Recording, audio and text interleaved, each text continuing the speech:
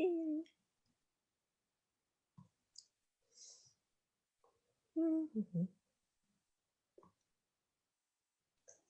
Kind of redirecting us. Yeah, I see the meeting is now streamed live on Facebook. Yay! Do you want me to check with my phone if we're live? I do that as well. It's on your page, right? Yay! Yes. And we are. Oh, good. Yes. So, hi guys. I'm very excited. This is the second week of the meeting. Oopsie, my phone was on. So this is the second week, of the 6th series, and I have the big honor to have as a guest with me, supporting me, CLEMENCE TILLEROT. Did I pronounce your name correctly, by the way? Whatever you say is fine. I don't mind. Like my English friends just go by Clem, so they don't have to deal with the rest of the problem. So welcome, Clem. Thank you, I Christina. thought that today's topic is going to be things you are telling to yourself, and I choose perfectionism and procrastination because I know that it is one of your favorites and my one as well. Or shall we do it later? Well, I will still be procrastinating in a week, so we can do it whenever you want.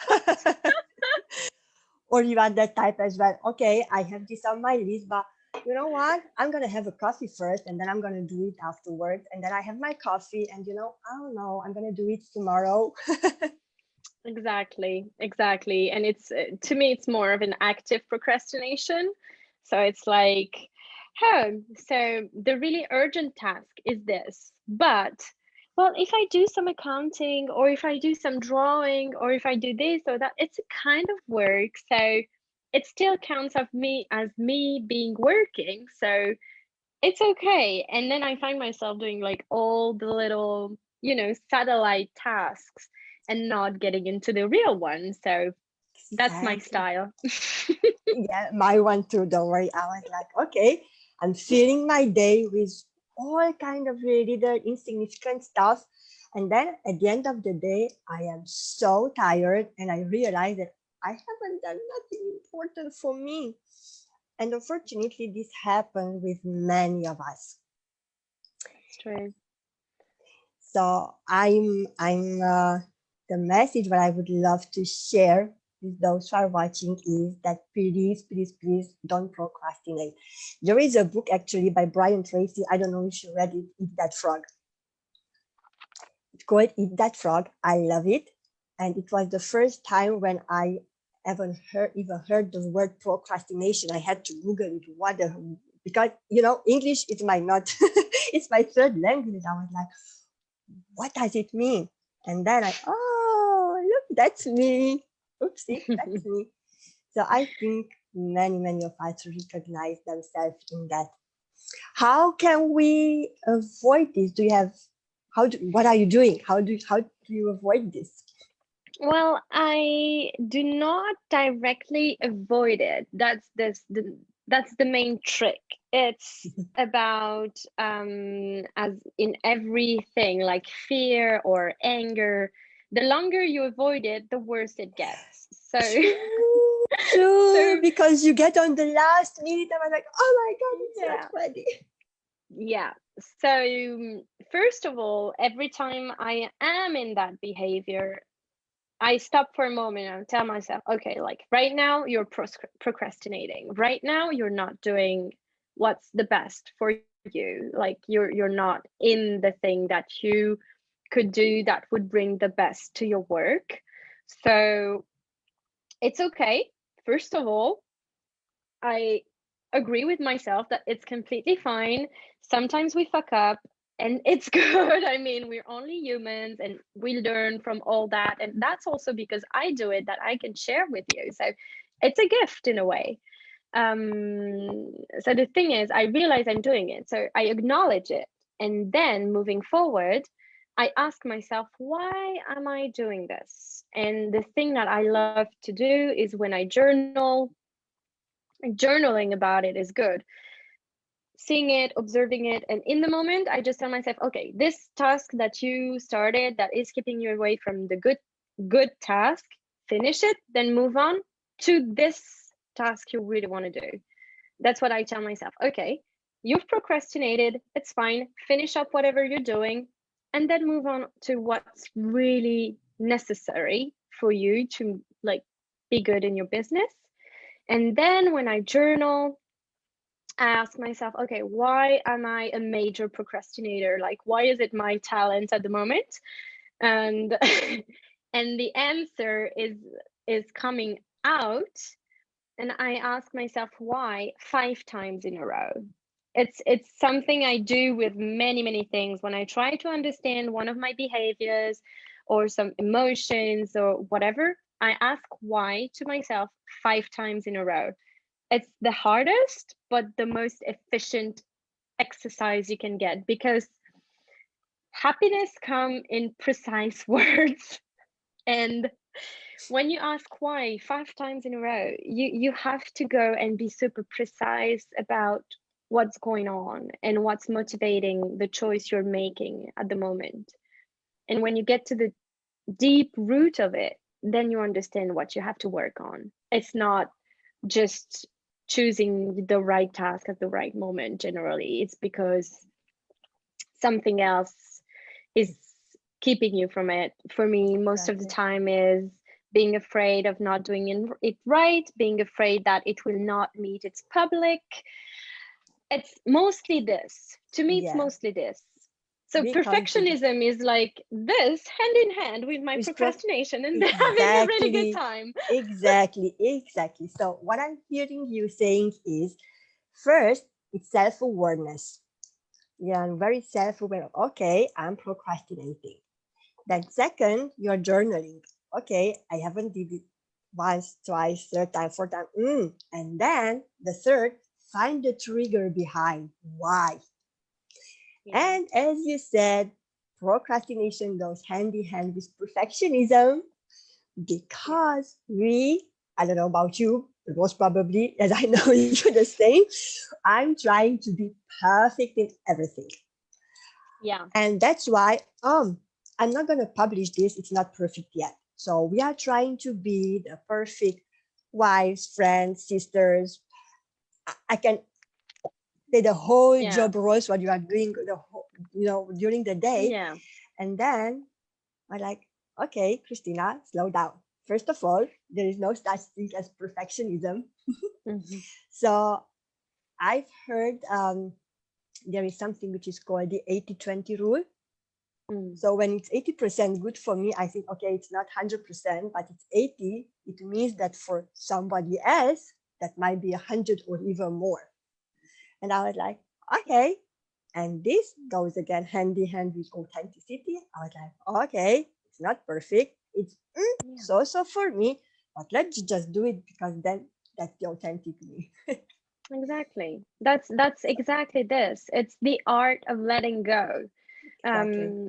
Perfectionism has been, it's a gift, but it's also a curse, because wanting everything to be perfect, you feel in the beginning that it comes from you, that you have this quality, because most of the time when you start working, it's presented as a quality. Oh, she's a perfectionist, she's a really good worker, but it's not something that comes from the inside. You don't go and tell the world, like, what's your main asset, and like, well, I'm a perfectionist. No, that's not. That's not a quality. It's something that people project on you. Exactly. And the moment you understand that it is a vision of that people have for you, of you, they do define you instead of you defining yourself. Meaning they decide that you have to be a perfectionist. You have to reach perfection. You have to be perfect in their own terms. Because perfectionism is having stuff perfect to the eye of the others. We can fool ourselves telling ourselves it's not perfect to me, but definitely what we think, because we produce for others, not for only for ourselves. And the worst fear of someone that creates something that is to be seen by the world is that it will not be seen and acknowledged by others. And the moment you understand that, you said it, that you just need to be authentic, and no matter how uncomfortable it may feel, like I'm 100% convinced that when you get authentic and vulnerable and you show yourself just the way you are, people see that, and people can feel the vibration of you, and they know it's sincere, so they don't give a fuck if it's the right yellow, or if it's the right font, or if it's the right word. That's not the point. Yeah, So but here comes again the pressure, because as you said, you want to be perfect, not because of you, but because of what will others think of you. You're afraid that they will judge you.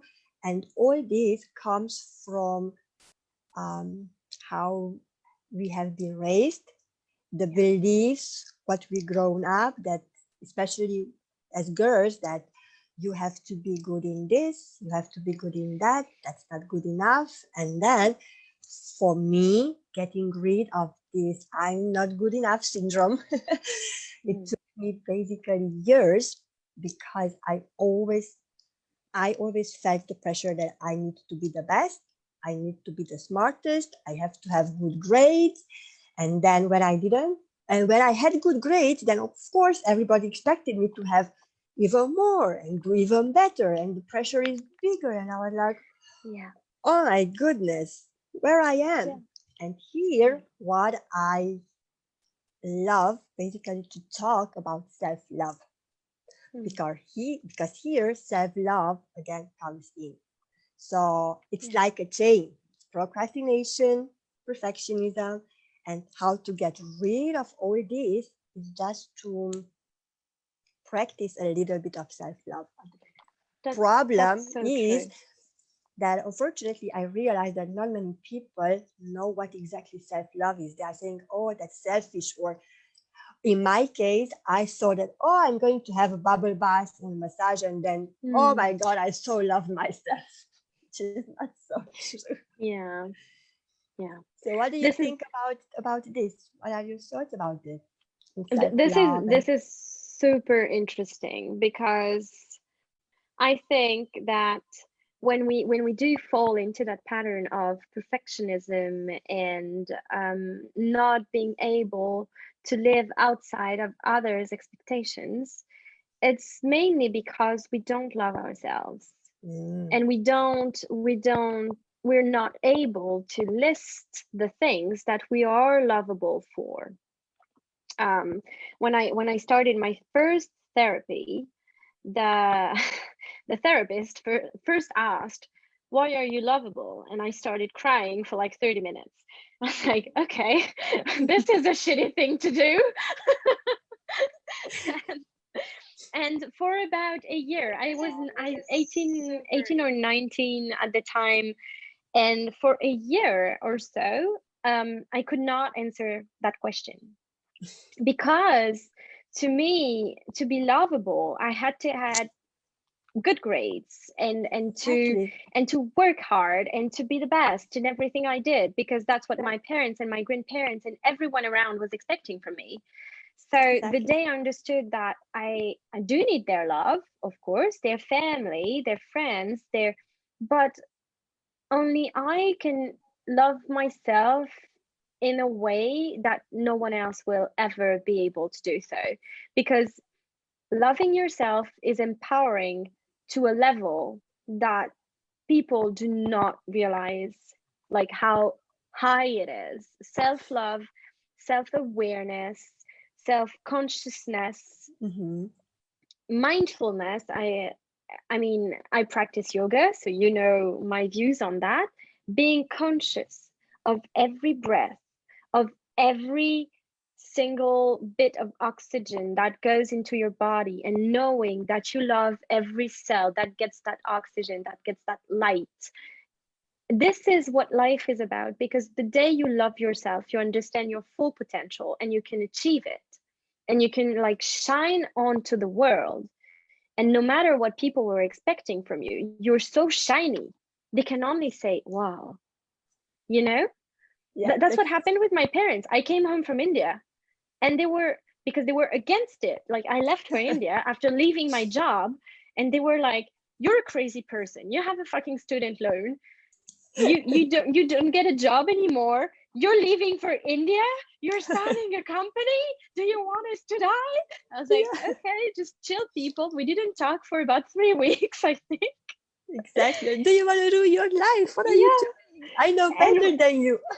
and when I came back home, my grandpa was sitting at the table with all of us, and he said she made the best decision of her life because I've never seen her so beautiful and happy. I've Exactly. never seen her so filled with energy, and I was less angry, I was less agitated because I found my own Yes. self-expression. And I And loved yes. myself for it, for offering myself that gift. So self-love is everything. That's so amazing. And you find peace, that inner peace. Everybody's talking about inner peace. And when I have the feeling that they don't know what it is because you are still searching it inside yourself. But when you know exactly what self-love is and you really love yourself, and there is the great exercise, the mirror exercise, when you are able to really truly look deeply into your own eye and Mm. say, I love you, then you can say, yes, I love Yeah, myself, I respect myself. And then you find that inner peace. yeah, And I think that on that moment, when I found this, every decision I'm making since then is much lighter. I don't feel the pressure. I don't, as you said, fucking care about what others think, although I'm still working on this. So yeah, this all goes hand in hand. Thank you so much. yeah.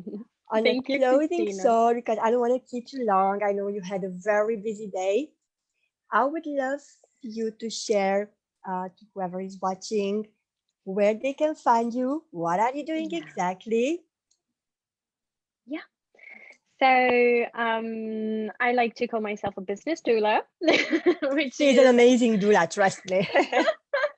so I'm not birthing kids. Don't worry, Laura. If you see this, don't worry. I'm still not birthing kids, but Well, I you do never know. It birth. might be future. Yeah, yeah. It can. You never know. You never know because I try so many things in life. I can end up doing really weird stuff. So don't worry. Maybe it will come someday, but not at the moment. So I do deliver. I deliver ideas. I help people. Sometimes when you start a business, you feel like you're pregnant because you have so many ideas, you don't know where to start. And I help people gather and round everything up and just birth it, respecting their own path. That's why I put doula in that, because it's an holistic approach with respecting all your energies, respecting your rhythm, your needs as a human being and as a soul. And I work on that. And I work mostly with French speaking people, but maybe soon I'll join you in London, finger crossed. So, yes. So then I'll definitely work in English too. I can't wait. You are an amazing business doula, so I can highly recommend you to all of those who are just opening their Yeah. business. They are already running their business, Yeah. but they have no fucking clue what they are doing. Yeah, So definitely. Clemence is The, the one who can help you. you can put my, if you want, you can put my contact Yes, please. We're in gonna the, put or your I will put it in the in the comments, comments or yeah, exactly. I will do that. So I'm As mostly on Instagram, guys. and I'm then we're gonna not a put your Facebook person. Instagram as well, so they can Yeah, follow you on Instagram. perfect. Okay. As for me, I would love to ask you a huge favor because I am recreating a little bit my coaching program, and for this I need a help. So I'm gonna put a survey in the comments below. I would please kindly like to ask you to complete the survey. It would help me a lot and it would help you as well. because you get the chance to have an interview and coaching sessions with me. We are very happy that you were with us today. I thank you very much, Clemence. Thank you, I love Christina, you. for having me. I love you too. And bye, guys. See you guys soon. Thank you.